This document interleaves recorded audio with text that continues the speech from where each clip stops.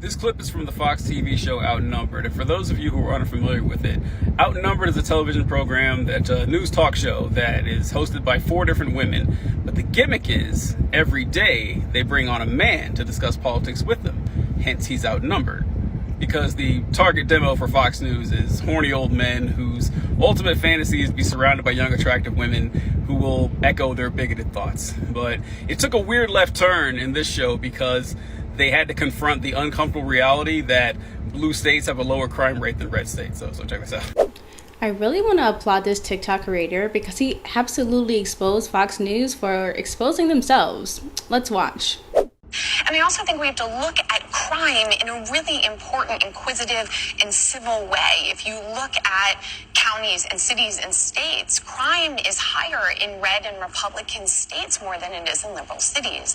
And so I think we have to stop saying, oh, it's just this policy by this one governor, mayor, president, and really take a step back and say there's some defendants that want space, there's some that don't, and what policies are and aren't working. Now, I don't know who this particular panelist is, but we already know they're not going to have her back on to speak because she is speaking real facts. Now, I don't want this conversation to digress to just going in on red states because we all know that it's policy from both sides of the political aisle that encourages poverty, which leads to more crime. Both Democrats and Republicans vote against adding the child tax credit extension in the Senate. However, it's true that red states have more crime, in particular violent crime.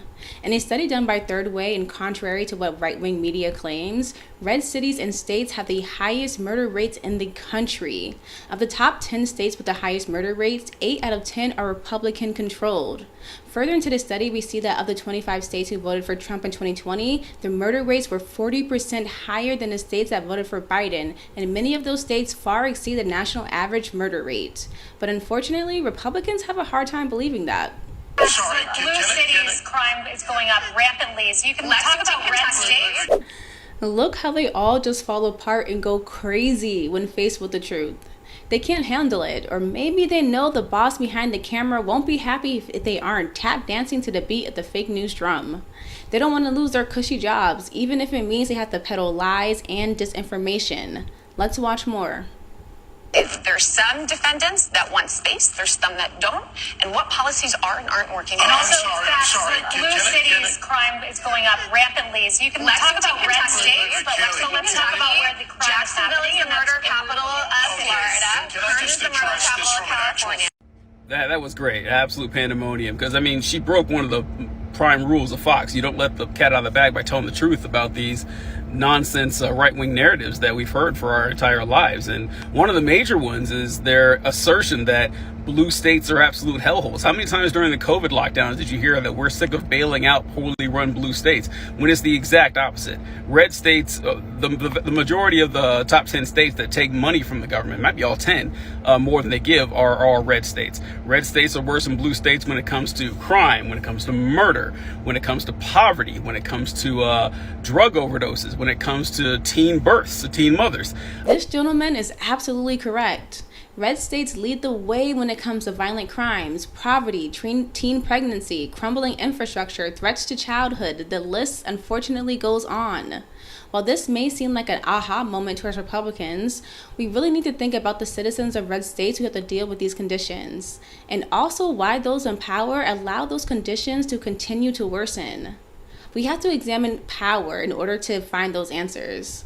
When you're well educated and have money, that gives you access to resources, power, and autonomy to advocate for your rights. When those things are taken away, you have a much more difficult time seeing through the problems you or your community faces to deal with them properly. Because crime is okay in Los Angeles. Finally, in New York, they're wising up and prosecuting everything, even for people that jump in the turnstiles. That's the new message. Hopefully, they'll get the message on the West Coast because they are destroying that state. We live in a world where at any moment you can turn on Fox News and hear our favorite commenters wax on and on about how crime is ravaging the US and none of us are safe from it. And we all know what type of crimes they're alluding to. But there's one major deadly epidemic sweeping America that I'll bet every one of you have in some form or another experienced firsthand, but you won't find anyone on Fox News talking about it. And that is traffic violence. Deaths from car accidents are skyrocketing. It's one of the leading causes of death for young Americans, and it's an issue that is preventable and not enough people are talking about. Take a look at this tweet. It reads, "Good luck to future pedestrians who don't have this app," which lets a self-driving car tell you that it, quote, will not be stopping at the crosswalk. So this is a tongue-in-cheek tweet from patent lawyer Jeff Steck referencing an actual patent filed in 2020 that the holder describes as a method and system for communication between a vulnerable road user and an autonomous vehicle regarding potential interactions between the autonomous vehicle and the vulnerable road user. In other words, as our cars get smarter, there sure is a heck of a lot of stupidity emerging as well. Take a look at this horrendous accident that occurred in South Los Angeles last week. I've covered traffic deaths before on Rebel HQ, and as cars get more massive and drivers more brazen, especially post-COVID, seeing videos like this reminds us of the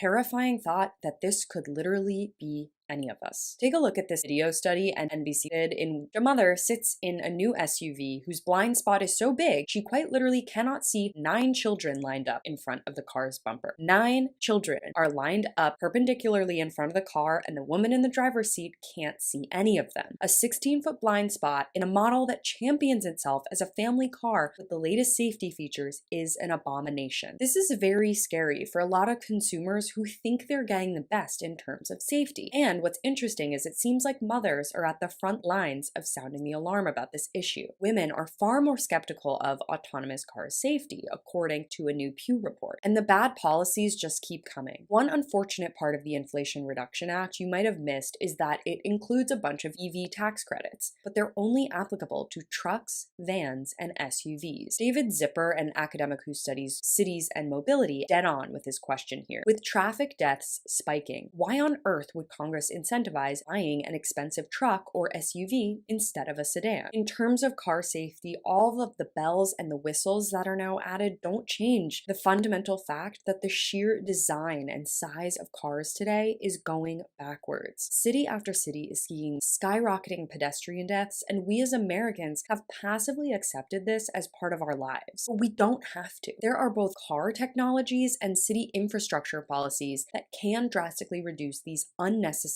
deaths. Speed limiters on cars, marked crosswalks, more crosswalks, in-road warnings. The solutions are there. We just need to be more adamant about our cities and towns implementing them and letting our leaders know that we demand traffic deaths become a thing of the past. Much of this begins and ends at the local level. So if you're as infuriated as I am, make sure you're plugged into your community and we can stop these senseless deaths